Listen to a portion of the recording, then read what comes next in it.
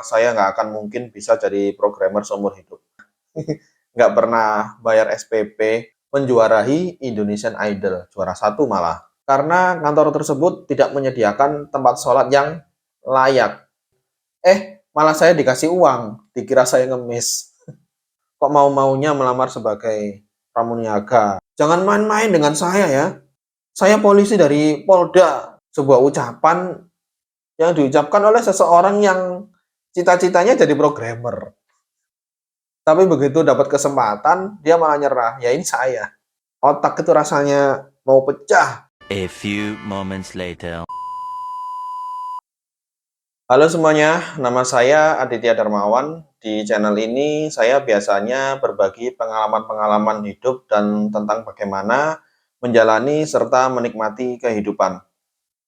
Buat yang belum tahu, setiap harinya saya bekerja sebagai software developer atau orang-orang sering menyebutnya sebagai programmer. Menjadi programmer tentu tidaklah mudah, setidaknya bagi saya yang terlahir dari keluarga yang miskin. Saya sempat mengubur cita-cita saya sebagai programmer dan sempat pula berpikir bahwa saya nggak akan mungkin bisa jadi programmer seumur hidup. Itulah kenapa saya gonta-ganti profesi sebelum akhirnya sekarang saya bisa jadi programmer. Di video ini saya akan menceritakan berbagai macam profesi yang pernah saya tekuni sebelumnya. Yang pertama, tukang sapu. Menjadi tukang sapu adalah profesi pertama saya saat saya kelas 1 SMA. Ketika itu saya sekolah sambil bekerja atau bekerja sambil sekolah atau nggak tahu lah. Ceritanya kenapa saya bisa jadi petugas kebersihan di sebuah perpustakaan adalah saya ditawari oleh kepala perpustakaan di SMA tempat saya belajar. Di perpustakaan memang selalu memilih satu orang siswa dari kalangan kurang mampu ya untuk ditawari pekerjaan menjadi petugas kebersihan. Kenapa cuma saya yang ditawari? Ya karena memang melihat dari rekam jejak saya, nggak pernah bayar SPP, mulai dari awal saya masuk sampai selesai 3 tahun. Malah pernah itu kepala sekolah sendiri yang langsung nagih ke kelas pada jam pelajaran. Mungkin buat pelajaran juga untuk murid-murid lain supaya tertib dan bayar SPP tepat waktu. Nggak kayak saya. Oh Saya malah nggak no! pernah bayar SPP. Kalau dibilang mahal sih sebenarnya nggak juga ya teman-teman. Saya di SMA itu juga merasa wah ini murah sekali. Tapi ya mungkin karena memang nggak mampu bayar ya jadi ya tetap aja saya anggap itu mahal. Saya selalu dikelilingi oleh teman-teman yang berasal dari keluarga berada. Ada anaknya PNS, anaknya tentara, anaknya polisi, anaknya pegawai Pemda, pegawai BUMN, anak pejabat. Meskipun ada aja sih yang biasa-biasa aja kayak saya, banyak. Lingkungan tersebut membuat saya selalu berpikir positif. Bahwasanya suatu saat nanti saya juga bisa mengangkat derajat orang tua dengan sekolah yang tinggi, kemudian jadi orang sukses. Ya meskipun pada saat itu bayar SPP aja nggak bisa. Nah, sebagai upah dari menjadi petugas kebersihan di perpustakaan, saya dibebaskan dari kewajiban membayar SPP. Nah, jadi saya dibayarin sama perpustakaan sekolah. Dan saya juga mendapatkan uang saku 50.000 setiap bulan. Maka sejak saya jadi petugas kebersihan di perpustakaan, setiap hari saya pulang sekolah selepas maghrib. Kalau pulang lebih cepat sih sebenarnya bisa-bisa aja. Sore gitu jam 5 itu udah selesai nyapu, ngepel, merapikan buku-buku di perpustakaan. Cuma saya lebih milih untuk tetap di perpustakaan karena saya ingin membaca koleksi perpustakaan karena memang hobi saya membaca. Kemudian saya sempat berhenti itu pada saat kelas 2 karena saya pengen ikut kegiatan rohis di sekolah. Oh, keren kan? Cuma ya itu tadi, tetap aja saya nggak bisa bayar SPP. Kemudian di kelas 3 saya kembali lagi mendapatkan pekerjaan menjadi petugas kebersihan, tapi bukan di perpustakaan, melainkan di sebuah kos-kosan. Pekerjaan saya di kos-kosan ya nggak jauh-jauh beda dengan pekerjaan saya di perpustakaan, hanya saja lebih panjang waktu kerjanya. dan juga pekerjaannya juga lebih banyak. Harus ngepel, harus nyuci piring, mempersiapkan sarapan penghuni kos-kosan yang mereka itu ya sebenarnya teman-teman SMA saya sendiri. Kemudian sepulang sekolah saya langsung menyapu, cuci piring, bersihkan kamar mandi, menyapu halaman, menyapu teras, buang sampah, banyaklah pokoknya kerjaannya. Dan ada satu pengalaman yang nggak pernah saya lupa sampai sekarang pada saat saya kerja di kos-kosan. Yaitu suatu hari ada satu cewek penghuni kos-kosan minum dari gelas yang baru saja saya cuci. Dia kayaknya gitu. Penasaran kan? Saya tanya, "Loh, ada apa?" Terus dia jawab, "Ini masih ada sabunnya." Waduh, berarti saya nyuci tadi nggak bersih. Jadi dia sempat nelen sabun colek. Dan tahu nggak, cewek tadi itu beberapa tahun kemudian menjuarai Indonesian Idol, juara satu malah. Tahu nggak teman-teman siapa? Kalau tahu, post di komentar. Nah, saya sampai mikir sih, ya bercanda sih. Jangan-jangan dia suaranya jadi bagus banget itu karena sempat nelen sabun colek. Nggak lah ya, just kidding. Ya karena memang dia suaranya bagus dan dia fokus itu, makanya dia bisa juara satu. Saya kerja di kos itu nggak bertahan lama sih, hanya 40 hari. Karena ya tahu sendirilah ya, tadi sudah saya ceritain, saking banyaknya kerjaan. Terus lagi pula saya juga nggak dapat uang saku, jadi ya cuma makan doang di sana. Ya memang sih SPP dibayarin, cuma kan saya kan nggak hanya butuh SPP aja. Ya buat pegangan lah gitu. Pengalaman yang lain pada saat saya kerja di kos-kosan itu yang sampai sekarang masih saya ingat, saya itu pernah diomelin beberapa kali, katanya kalau pagi itu nggak pernah ngepel. Padahal saya itu selalu ngepel setiap pagi, sebelum subuh, sebelum semuanya itu bangun. Itu saya udah ngepel, udah saya bersihin. Tapi ya mungkin ketika pada bangun gitu, itu nggak ada yang lihat.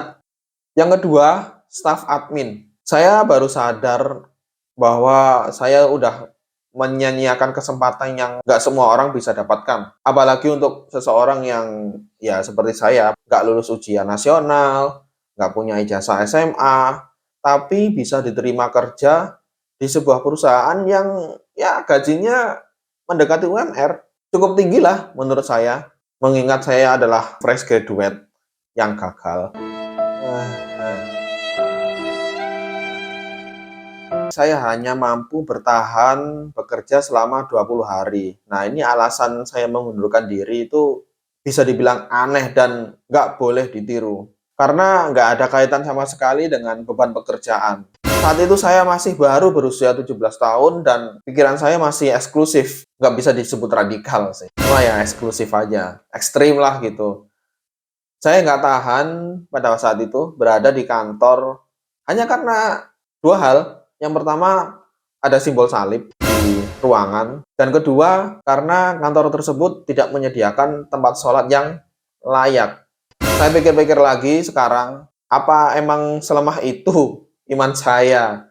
Masa hanya melihat patung salib aja nggak kuat, iman saya goyah. Terus kemudian tentang tempat sholat, kan masih dikasih tempat, kan masih dikasih ruangan untuk sholat, bukan sholat di sembarang tempat. Dan karyawan juga tidak dilarang untuk sholat kapanpun. Dahulu memang saya sangat ekstrim dan eksklusif, cuma sekarang udah berubah, ya kayak gini nih. Yang ketiga, menjadi sales keliling. Setelah resign sebagai staff admin yang hanya bertahan 20 hari, saya jadi jobless selama setahun. Nah, di masa-masa jobless ya setahun ini, itu saya melamar kerja nggak pernah ada yang tembus. Ya susah lah ya, lawang emang ijazah terakhir aja cuma SMP. Waktu itu meskipun saya udah ujian paket C, tetapi ijazah belum dapat.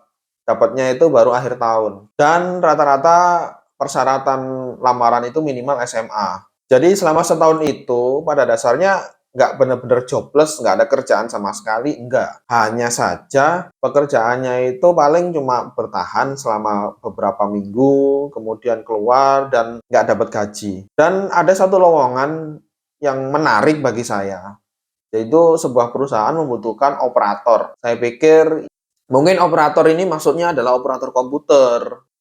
Pas interview itu saya udah ngerasa ini kok aneh ya, kok kayaknya ada yang janggal ya. Mereka menyebut diri mereka sebagai pembagi paket promosi. Terus kalau saya bilang, "Oh, sales." Mereka marah-marah.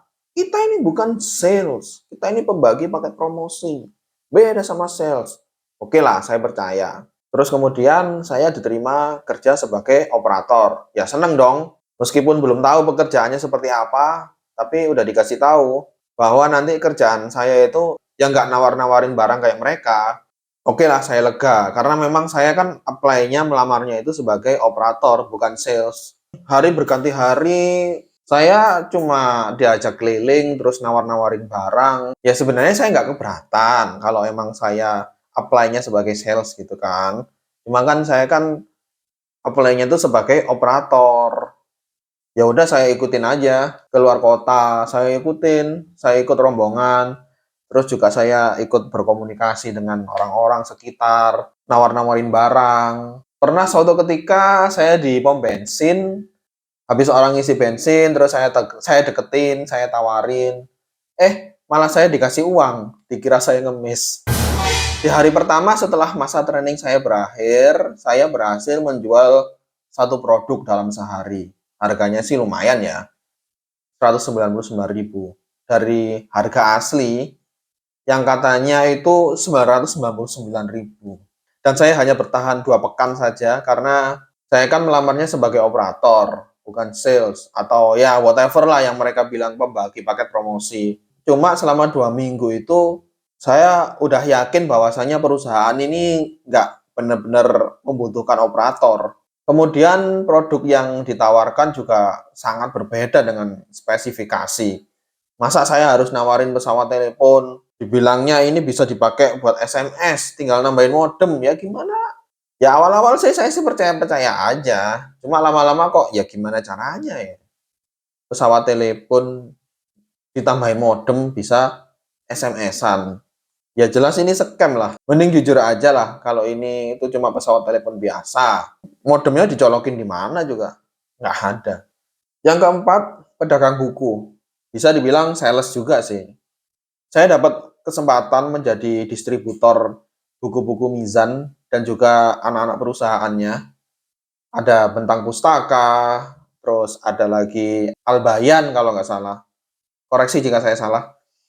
Nah, sambil berjualan di Masjid Al-Akbar, Surabaya, saya juga baca-baca lah bukunya ya. Mulai dari topik-topik Islam, kemudian ada juga karya-karya sastra, Khalil Gibran, sampai buku-buku yang berat-berat, buku-buku filsafat. Selama beberapa bulan, saya hanya berhasil menjual 12 buku saja. Itu aja saya keliling ke kampung-kampung yang jauh-jauh menawarkan buku-buku dari rumah ke rumah. Tapi nggak ada satupun yang tertarik. Ya saya sih sadar lah, karena emang bukunya itu nggak sembarangan, buku-buku bertema berat. Dan memang buku-bukunya itu nggak gampang buat dijual secara door to door. Otomatis ya selama saya keliling-keliling kampung nggak dapat apa-apa. Saya kemudian berhenti karena nggak ada dukungan dari keluarga sama sekali. Keluarga sih inginnya saya bekerja sebagai staff kayak sebelumnya. Saya udah bilang, saya udah meyakinkan bahwasanya kalau kerjaan staff, ijazahnya itu minimal SMA. Nah, sementara saya kan ijazah SMA aja belum keluar, nggak tahu keluarnya kapan. Profesi kelima, rental pengetikan. Profesi ini saya tekuni lumayan lama, mulai tahun 2004 sampai 2008. Saat kerja di rental pengetikan inilah, saya memberanikan diri untuk daftar kuliah di sebuah kampus Islam negeri. Adapun cita-cita saya menjadi programmer udah saya kubur dalam-dalam. Karena ijazah saya yang terbit, paket C itu setara IPS. Jadi kalau mau kuliah di kayak misalnya ITS, itu udah nggak bisa pada saat itu ya. Kalau sekarang saya kurang tahu kebijakannya seperti apa. Nah, kemudian saya berubah haluan. Udahlah, pengen jadi guru aja, guru BK. Setiap bulan saya hanya menghasilkan 200.000. Jarang banget dapat 300 dan apalagi 400.000. Itu sangat-sangat jarang sekali. Padahal UMR pada saat itu aja udah 900.000. Jadi bayangin aja uang segitu untuk sebulan ya nggak cukup lah. Buat makan aja nggak cukup, apalagi buat biaya kuliah. Namun positifnya, skill mengetik saya itu jadi lebih terasa. Saya bahkan kalau mau mengoperasikan MS Word, Excel, itu nggak perlu pakai mouse, nggak perlu geser-geser mouse. Saya udah tahu shortcut-nya seperti apa, tinggal pakai keyboard aja. Terus kemudian saya juga bisa ngetik gitu sambil didikte, diimla. Jadi customer ngomong, saya ngetik aja gini. Saya akhirnya resign karena ada panggilan kerja di luar kota, di Manado. Lagi pula saya pikir-pikir, saya juga nggak pernah pegang uang selama kerja. Jadi saya juga memutuskan untuk berhenti kuliah dan kemudian merantau ke Manado. Teman-teman kampus pun nggak ada yang tahu kalau saya berhenti kuliah. Jadi tiba-tiba aja, hari ini masuk gitu ya, besoknya berangkat, udah gitu aja. Profesi keenam, guru komputer. Ini pekerjaan sampingan saat saya kerja di rental pengetikan. Maksud saya sih untuk tambah-tambah penghasilan. Menjadi guru tantangannya benar-benar sangat besar. Waktu saya iseng minta saran kepada saudara gitu yang juga guru, bukannya dapat saran, malah saya disuruh mengurungkan niat. Udahlah, nggak usah lah jadi guru. Jadi guru itu butuh kesabaran. Padahal saya kan cuma pengen dukungan gitu kan ya, pesan-pesan moral apa gitu. Pesan moral nggak didapat, malah disuruh mengurungkan niat. Saya mengajar komputer di sebuah SD negeri. Ya memang benar sih kata saudara saya. Menjadi guru itu butuh kesabaran yang luar biasa. Apalagi saya menghadapi anak-anak yang masih SD. Mulai SD kelas 1 sampai kelas 6. Pernah suatu hari saya marah banget sama salah seorang murid karena sepatu saya disembunyikan. Besoknya dia udah nggak mau lagi datang ke kelas saya. Tangan saya juga pernah dipukul pakai tempat pensil dan sampai sekarang bekasnya juga masih ada. Nggak kelihatan sih ini. Ini ada semacam noda hitam. Kelihatan nggak? Nggak kelihatan ya? Saya lupa sampai berapa lama saya jadi guru, mungkin sekitar 1 tahun atau kurang ya. Saya berhenti karena saya nggak mampu membagi waktu antara pekerjaan dan perkuliahan. Kuliah saya itu kuliah normal, masuk pagi, pulang sore. Jadwal perkuliahan juga padat. Pernah suatu ketika saya ngerjain penilaian anak-anak, murid-murid, saya sampai lupa bahwa pada saat itu ada ujian semester. Otomatis saya dapat nilai D untuk mata kuliah filsafat Islam. Nah, sejak saat itu saya harus memilih antara pekerjaan tambahan atau kuliah. Ya udah akhirnya saya memilih untuk berhenti jadi guru. Profesi ketujuh, desain grafis. Profesi ini saya jalani ketika saya merantau ke Manado. Pekerjaan saya lebih banyak mengaplikasikan desain yang sudah ada ketimbang bikin desain yang baru. Desain yang sudah ada diaplikasikan ke media-media berbasis kaca. Ada kaca patri, grafir, painting, sandblast. Mayoritas pelanggannya itu dari gereja ya, makanya kan di gereja-gereja kan sering tuh lukisan-lukisan dari kaca patri gitu kan. Lama-kelamaan saya jadi hafal nih cerita-cerita dari Alkitab, karena memang sebagian besar pesanan itu kan memang bentuknya cerita, juga karakter-karakter di Alkitab itu siapa aja gitu. Dari sini saya mulai tertarik nih untuk ya pengen tahu lah ajaran dari agama lain seperti apa gitu. Makanya saya juga sempat baca-baca kitab Perjanjian Lama, terus kemudian Perjanjian Baru. Di Manado ini saya belajar banyak sekali tentang toleransi. Di Manado memang jumlah Muslim itu banyak, tapi nggak bisa dibilang mayoritas. Cuma kalau kita pergi ke misalnya daerah-daerah di luar Manado, di Minahasa, barulah bisa dibilang Muslim itu minoritas. Kalau di Jawa kan di mana-mana itu masjid. Nah, kalau di Manado atau di Minahasa dan sekitarnya itu di mana-mana gereja. Jarang banget kita lihat masjid. Sepulang dari merantau tahun 2011, saya pun masih coba-coba cari kerjaan sebagai desain grafis. Meskipun nggak lama-lama sih. Total saya bekerja sebagai desain grafis itu mulai tahun 2008 sampai 2011. Berapa tahun tuh? 3 tahun. Meskipun lumayan lama di desain grafis, saya merasa passion saya itu nggak di situ. Apalagi selama menekuni desain grafis, saya nggak pernah dapat wow factor dari customer. Profesi ke-8, pramuniaga. Saya pernah jadi pramuniaga juga loh. Jadi ceritanya kan saya setahun merantau di Manado. Kemudian saya memutuskan untuk resign karena memang kontrak kerja saya udah berakhir dan saya juga nggak mau memperpanjang lagi. Pengennya cari kerjaan di kampung sendirilah. Saya pikir akan jadi lebih mudah mendapatkan pekerjaan karena saya punya surat keterangan pengalaman pekerjaan. Lumayan lah, 1 tahun di bidang desain grafis. Ternyata saya salah. Tetap aja saya susah mendapatkan pekerjaan. Nah, suatu hari saya ikut job fair. Kemudian iseng-iseng lah melamar sebagai pramuniaga di sebuah convenience store. Kemudian saya dihadapkan pada dua pilihan. Yang pertama, saya tetap mencari pekerjaan, harus lebih sabar, nyari, tapi ya gitu, nggak dapat-dapat. Atau kedua, mengambil kesempatan menjadi pramuniaga. Tapi konsekuensinya, ijazah SMA saya ditahan. Padahal saya dapetin ijazah aja sulitnya setengah mati.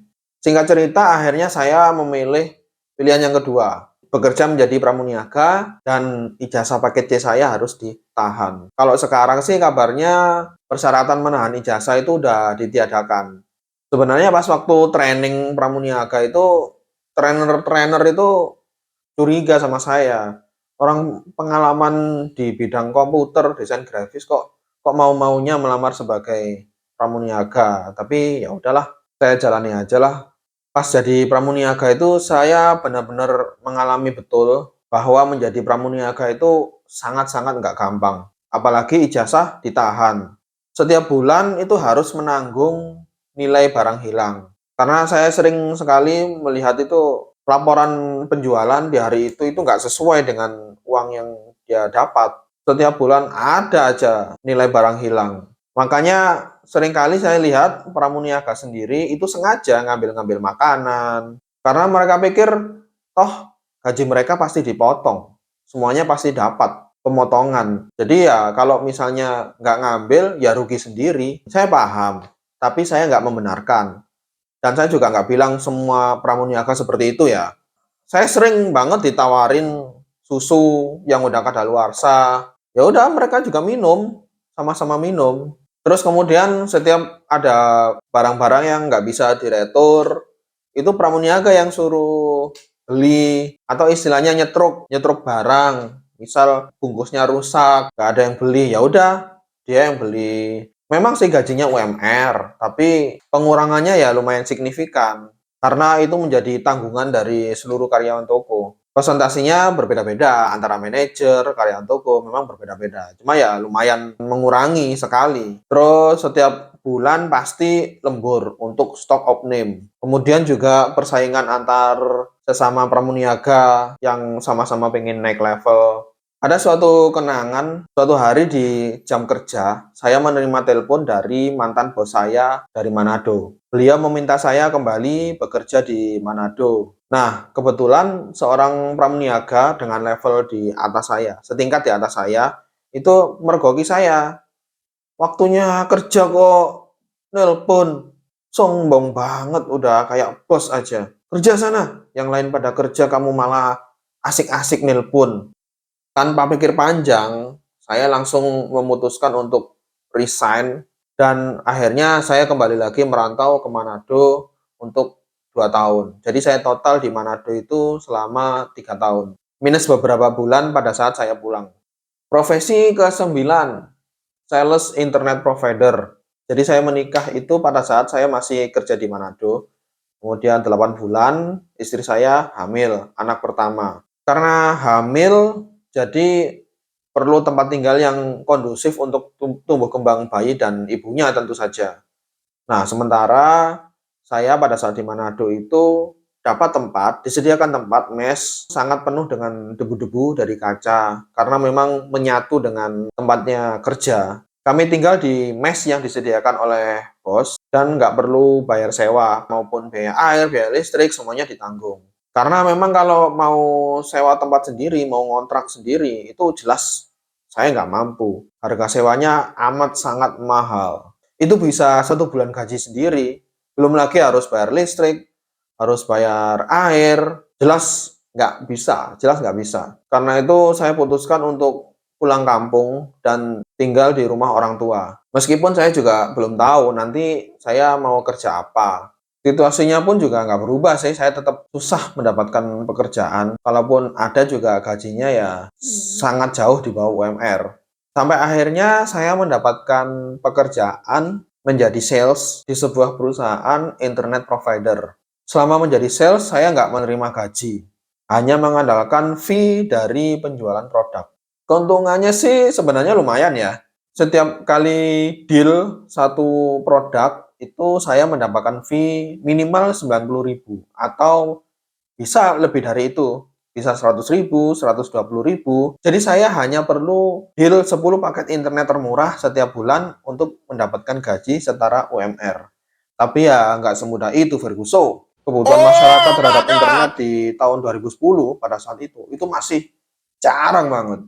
Nggak seperti sekarang. Belum lagi jaringan infrastruktur di setiap daerah itu berbeda-beda. Sekalipun itu di kota-kota besar. Kalaupun berhasil closing dengan customer, belum tentu bisa dipasang. Belum lagi kalau ada akal-akalan dari teknisi, persaingan antar sales yang nggak sehat, terus kemudian teknisi yang kong kali kong sama sales yang lain. Saya nggak menyamaratakan sales atau teknisi ya, tapi hanya beberapa oknum. Sering nih kejadian teknisi itu menganulir instalasi, kemudian dia bikin order baru, form baru, atas nama dia atau atas nama sales yang bekerja sama. Sehingga fee penjualannya itu nggak masuk ke sales yang seharusnya, tapi masuk ke yang lain. Sekali lagi saya nggak menyamaratakan ya, saya hanya ngomongin soal oknum-oknumnya saja. Kadang harus ada uang pelicin agar orderan itu bisa diproses, bisa diinstalasi. Pernah suatu ketika saya melihat tumpukan form, ya udah tergeletak gitu aja, numpuk selama beberapa hari. Padahal itu customer itu udah nanya-nanya, ini kapan dipasang? Tapi ternyata masih belum diproses, di-input aja belum. Sementara saya juga menyaksikan ada sales yang datang, kemudian langsung diproses. Saya melakoni pekerjaan ini selama 7 bulan. Sebenarnya sih hasilnya lumayan ya, dan itu bisa digunakan untuk beli perhiasan. Tapi lama-kelamaan fee-nya itu menjadi menurun drastis karena perubahan kebijakan dari provider. Kita sales mah bisa apa? Orang pegawai tetap juga bukan, digaji juga enggak, hanya mengandalkan fee dari penjualan. Ya udah, saya berhenti aja. Bayangin deh, kamu capek-capek cari customer, kemudian udah ngisi form, udah deal, closing, tapi pas instalasi dilama-lamain. Atau ternyata katanya teknisi minta tambahan biaya kabel, terus juga biaya modem. Padahal kabel dan modem itu udah disediakan gratis dari provider. Disclaimer, tidak semua teknisi seperti itu ya. Masih banyak kok teknisi-teknisi yang jujur, sales-sales yang jujur dan berdedikasi. Saya nggak menyamaratakan. Jadi selama saya menjadi sales itu setiap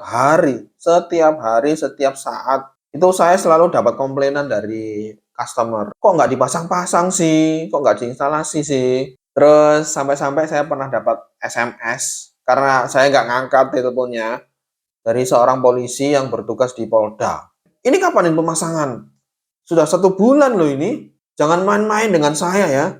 Saya polisi dari Polda. Sukanya saya kerja di sini adalah saya dapat kesempatan ketemu dengan orang-orang dari berbagai macam kalangan dan pekerjaan. Ada yang pedagang es kacang hijau keliling, pedagang makanan, PNS, forex trader, freelance designer yang sering ikut kompetisi di 99 Designs, guru, klinik kecantikan, penjual alat bantu, itulah alat bantu itulah. Sampai dapat customer di daerah Gang Doli, kawasan lokalisasi prostitusi di Surabaya. Pada saat itu ya, sekarang udah ditutup. Kemudian profesi yang ke-10, IT support. Aduh, banyak banget nih. Udah 10. Setelah sekian lama gonta-ganti profesi, akhirnya dapat lagi pekerjaan di bidang IT. Nah, ceritanya itu bermula saat saya masih jadi sales internet provider. Jadi suatu hari, saya itu mendapatkan akses ke sistem informasi provider tersebut secara read only ya, aksesnya read only dari agensi sales saya. Nah, dengan akses tersebut, saya bisa melihat status pemasangan itu sejauh mana. Dan kemudian saya juga bisa melihat ketersediaan jaringan. Jadi kayak berapa meter rumah ini dari pusat jaringan dan berapa banyak kuota. Nah, biasanya untuk memperoleh informasi tersebut itu harus melalui pegawai yang ada di situ. Jadi ada satu pegawai yang standby. Saya sering merasa tidak puas dengan hasil analisis yang diberikan oleh pegawai tersebut. Jadinya karena saya punya akses secara legal, ya udah saya akses sistem informasi sendiri, terus kemudian saya bikin analisis sendiri. Nah, singkat cerita, ada teman sesama sales gitu ya, yang juga ingin tahu lebih jauh tentang status instalasi customer. Udah sampai mana, terus kemudian ini kira-kira ada jaringannya atau enggak, bisa jualan di sini enggak, nah gitu. Nah, saya ngomong lah, agak lumayan kenceng waktu itu di ruangan. Ah, kalau cuma gitu aja mas saya juga bisa. Sini, sini, sini, sini. Nah, kebetulan pegawai yang ada di situ dengar. Terus saya dapat teguran dari pegawai-pegawai yang lain. Saya nggak seharusnya ngomong kayak gitu. Terus saya juga seharusnya nggak bisa ngakses informasi kayak gitu. Ya emang sih, saya hanya sales freelance, bukan pegawai resmi perusahaan dan nggak digaji juga. Cuma sekali lagi, saya kan mendapatkan itu secara legal, nggak mencuri akses. Perbuatan saya dianggap meremehkan pegawai. Apalagi sejak saat itu, para sales itu malah minta tolongnya ke saya, minta sarannya ke saya, bukan ke pegawai. Nah, beberapa hari kemudian akhirnya jaringan saya disabotase. Jadi kabel-kabel itu pada diambil, padahal saya beli sendiri itu kabel-kabel. Kemudian colokan LAN, lubang LAN-nya itu juga ditutup sekarang. Udah saya udah nggak bisa ngapa-ngapain lagi. Ya udah karena udah diboykot, nggak bisa ngapa-ngapain, ya ngapain saya kerja di situ. Dari kejadian ini saya mulai menyadari bahwasanya saya itu sebenarnya punya potensi di bidang IT.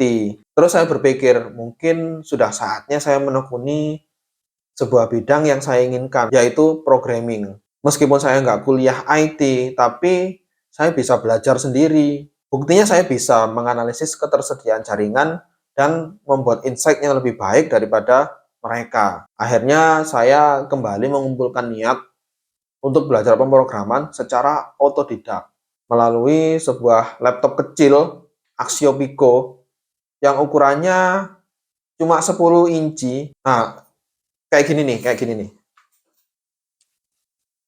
Nah, ini nih, laptopnya kayak gini nih.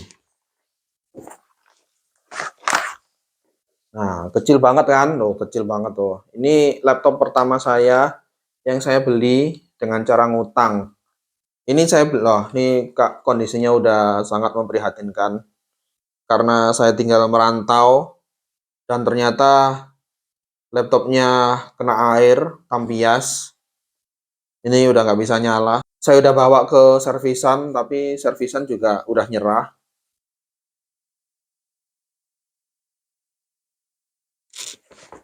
Ini saya ngutang ke bos. Saya beranikan diri untuk ngomong, bos, saya utang dong, mau beli laptop. Nah, itu harganya kalau nggak salah 2.400.000. Saya cicil selama 6 bulan. Itu kenangan saya waktu di mana tuh. Kalau dibilang memadai atau enggak, sebenarnya enggak memadai. Saya sering pas lagi install apa gitu, error, restart sendiri karena memang ya memori cuma 1 giga. Terus layarnya juga kecil banget. Ini lebih cocok disebut netbook. Pada saat itu netbook namanya.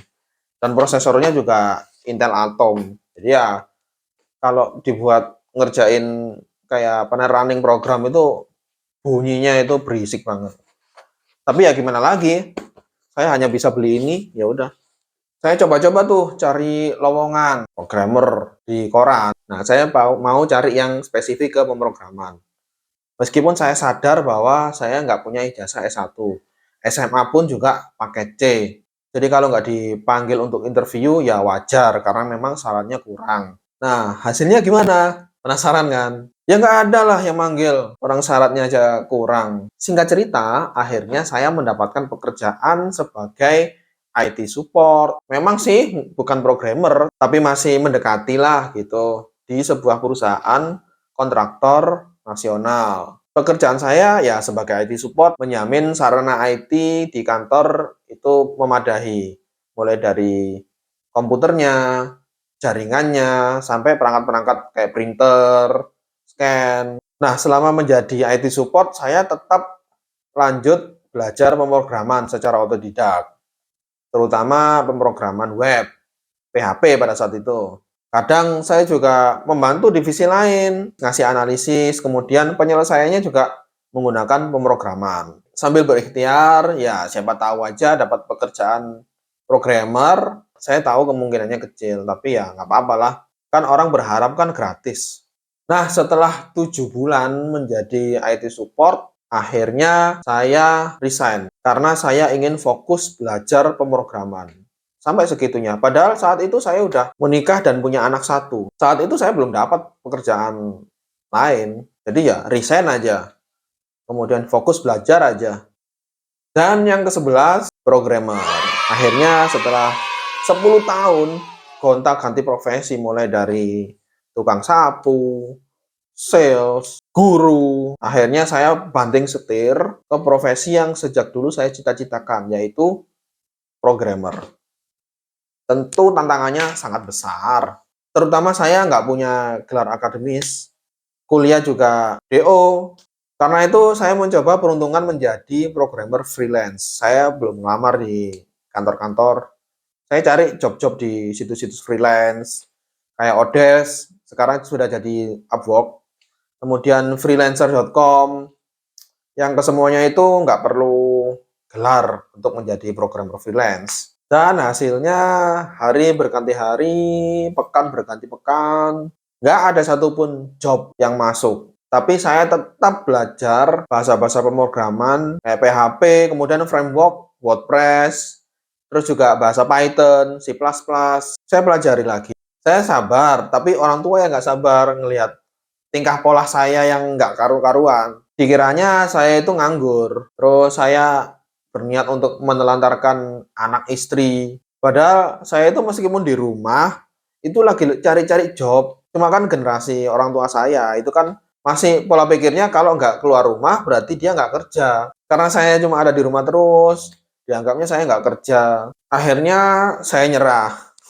Saya udah nggak punya tabungan dan anak istri juga harus makan kan. Kemudian saya memutuskan untuk cari kerjaan. Tapi kali ini saya pengennya fokus menjadi programmer. Makanya ya saya utamain tuh pekerjaan-pekerjaan jadi programmer. Saya kirim lamaran kemana-mana. Dan akhirnya saya diterima sebagai programmer di sebuah perusahaan yang baru saja berdiri. Dan persyaratannya juga minimal SMA. Saya menjadi karyawan pertama dan sempat menjadi karyawan satu-satunya selama beberapa tahun di awal-awal berdiri. Dan saya juga meletakkan pondasi tech stack, kayak misalnya penggunaan version control, terus framework apa yang dipakai, kemudian pembagian tugas, back end, front end, UI UX. Nah, itu semua saya kerjakan benar-benar mulai dari nol. Bayangin aja, saya nggak punya senior. Atasan saya juga basicnya itu marketing. Jadi nggak ada basic pemrograman sama sekali. Dan saya pun juga belajar pemrograman secara otodidak. Nggak pernah mendapatkan mentoring dari yang lebih senior tentang gimana ngoding yang baik, seperti apa. Nggak pernah sama sekali. Dan saya juga, usia saya juga nggak bisa dibilang muda. 26 tahun waktu itu. Untuk belajar mulai dari nol. Tanpa pengalaman sama sekali. Menjadi karyawan pertama, sekaligus programmer pertama, dan nggak punya role model. Jadi semua troubleshooting itu saya lakukan sendirian. apa itu REST API, apa itu method get, method post, itu benar-benar saya belajar dari situ. Dan juga saya nggak ikut komunitas apapun, karena memang saya nggak tahu harus cari di mana komunitas seperti itu. Malah saya mengalami lebih banyak momen di mana saya itu pengennya nyerah. Hasil web beda dengan desainnya, terus atasan saya juga merasa nggak puas dengan pekerjaan saya. Saat itu saya masih jadi full stack, jadi ngerjain front end, back end jadi satu. Dan nggak mengenal yang namanya kayak Twitter Bootstrap, terus atau CSS framework yang lainnya. Benar-benar pure HTML, CSS dari nol. Akhirnya saya burnout karena revisi itu terlalu sering dan nggak tahu ini gimana manage-nya. Proyek juga seakan-akan nggak pernah selesai. Nggak tahu cara menyelesaikannya ini kayak gimana. Manajemen proyek juga nggak ada. Di lokal kok bisa, tapi di server error. Karena ternyata filenya itu masih tumpang tindih. Saya belum tahu itu yang namanya version control. Jadi setelah selesai ngetik, diupload via FTP.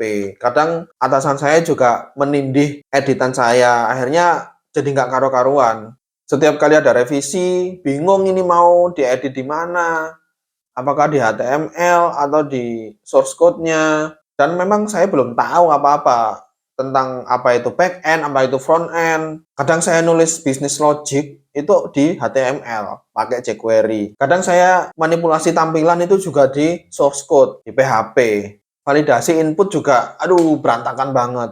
Masih belum tahu gimana caranya validasi input yang teratur. Masih belum mengenal itu yang namanya regular expression. Terus kemudian disuruh deploy. Nah, pas deploy itu bingung, ini satu server gimana caranya bisa mendeploy banyak website. Saya belum tahu sama sekali tentang Nginx, Apache, terus kemudian konsep virtual server. Wah, benar-benar nggak tahu sama sekali. Tapi ya, satu hal yang nggak pernah saya lakukan adalah saya bilang tidak tahu. Ketika diinstruksikan untuk lakukan ini, saya akan cari tahu sebisa saya.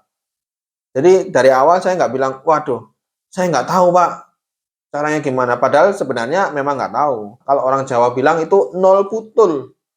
Benar-benar nggak tahu sama sekali. Terus kemudian setelah di-deploy, kok servernya mati. Itu saya nggak tahu namanya running in the background. Atau tool-tool kayak supervisor, sistem CTL. Makanya nggak jarang itu saya tuh bergadang tiap malam. Untuk belajar, itu saya butuh waktu sehari itu 25 jam. Sampai suatu ketika saya berada di titik menyerah. Aduh, kok susah banget ya. Kayaknya aku memang nggak pantas deh jadi programmer. Sebuah ucapan yang diucapkan oleh seseorang yang cita-citanya jadi programmer. Tapi begitu dapat kesempatan, dia malah nyerah. Ya ini saya.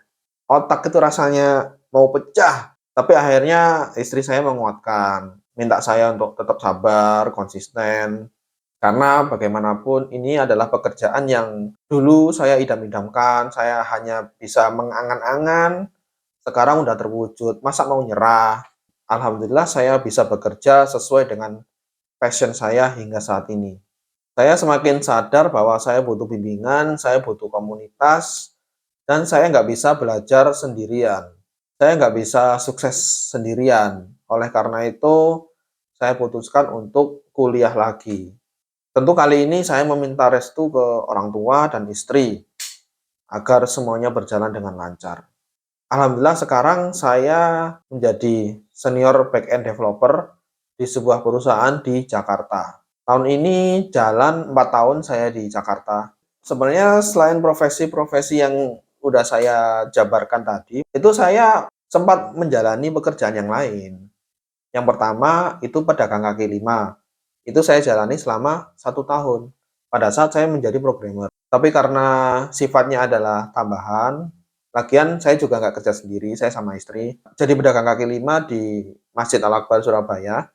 Ya alhamdulillah lumayan hasilnya untuk tambah-tambah. Kemudian saya juga sempat menerbitkan buku sebanyak 1.000 eksemplar. Dan hasil penjualannya dua, dua, dua, nggak ada, gagal. Bukunya seperti ini. Nih. Nah, ini buku yang pernah saya tulis. Dan ini bikin saya dikenal pada saat itu. Dikenal bukan karena kebaikannya, tapi karena keburukannya. Bukannya sukses, tapi pada akhirnya saya memutuskan untuk nggak melanjutkan, udah gagal meledak. Jadi ya sudahlah, itu biarkan itu menjadi cerita. Buku ini ada ISBN-nya loh. Jadi buku ini asli, terdaftar di Perpustakaan Nasional Indonesia. Dan kalau kalian pengen tahu isinya tentang apa, silakan tulis di kolom komentar. Saya penasaran isi bukunya tentang apa. Nanti saya ceritain. Nah, sekarang tentang moral of the story dari cerita saya. Pelajaran yang bisa diambil itu apa sih? Jangan-jangan nggak ada lagi pelajarannya. Ya lah ya. Dari seluruh perjalanan hidup saya, berganti-ganti profesi, mulai dari tukang sapu sampai jadi programmer, ada satu hal yang bisa saya ambil pelajaran, yaitu ada kalanya kita salah mengambil keputusan. Dan ada kalanya keputusan kita itu membuat orang-orang di sekitar kita kecewa. Tapi hal itu tidak perlu disesali, tidak perlu menyalahkan diri sendiri. Selama kita memilih tanpa ada paksaan dari manapun. Jika untuk menjadi programmer saya harus jadi tukang sapu dulu, harus keliling jualan buku dulu, harus keliling jualan telepon dulu, harus jadi pramuniaga, harus nyuci piring teman-teman, ya nggak masalah. Butuh waktu bertahun-tahun bagi saya untuk mengembalikan rasa percaya diri. Tidak apa-apa, karena yang paling penting adalah tetap sabar dan berproses. Tidak semua orang harus sukses, tapi semua orang harus bisa belajar dari kegagalan. Karena jika tidak, dia akan gagal berkali-kali. Tapi kalau orang itu bisa belajar, dia hanya akan gagal satu kali dan sukses berkali-kali. Karena pada dasarnya kita hidup di dunia itu bukan karena kita itu sering sukses, tapi karena kita selalu bangkit dari kegagalan. Misal kayak kita belajar berjalan, pasti kita merangkak dulu, kemudian merambat, baru berjalan. Dan yang paling penting, jangan pernah iri dengan proses orang lain. Mungkin proses orang lain kelihatan lebih mudah, lebih cepat, nggak apa-apa. Nikmati saja prosesmu. Fokus kepada apa yang kamu lakukan, apapun hasilnya. Saya Aditya Darmawan, see you in the next video. Bye.